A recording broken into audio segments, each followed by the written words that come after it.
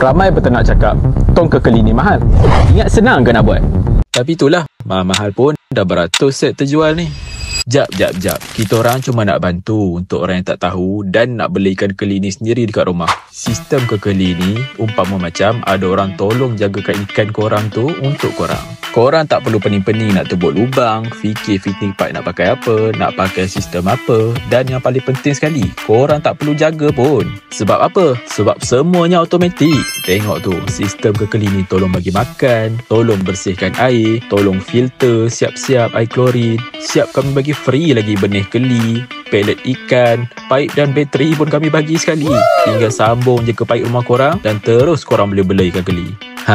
Tong ni pula bukan tong sampah hitam yang murah-murah tu. Kalau tong tu kena hujan panas, kejap je warna dah luntur, reput dan cepat pecah. Tak tahan lama pula tu. Tong tu juga ada bahan kimia yang melekat dekat tong tu yang boleh sebabkan kematian ikan. Sebab tu peternak biasanya akan rendam dengan batang pisang 3 ke 4 hari. Letak dolomite lah, apalah, macam-macam lah. Tapi berbeza pula dengan tong yang kita pakai ni. Dia terbuat daripada material HDPE yang biasanya orang guna untuk letak air minuman dan makanan tu. So letak ikan lagilah selamat kan.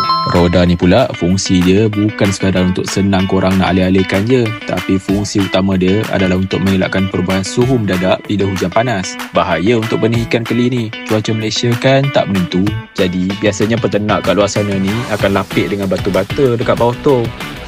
Tak style lah kan kekeli nak lapik batu bata. Yang paling penting kita dah patentkan industrial design dengan Mypo. Kalau korang nak cuba tiru tu, cubalah. Penternak Melayu sendiri cakap supply keli diorang ni tak mampu nak tampung permintaan keli kat pasaran tu. So, korang kena tahu, kadang-kadang korang makan ikan yang dibela oleh Melayu dan kadang-kadang tu korang faham sendiri je lah ya. Jadi, kalau korang ada apa-apa soalan lagi nak tanya tentang sistem kekeli ni, boleh komen di bawah.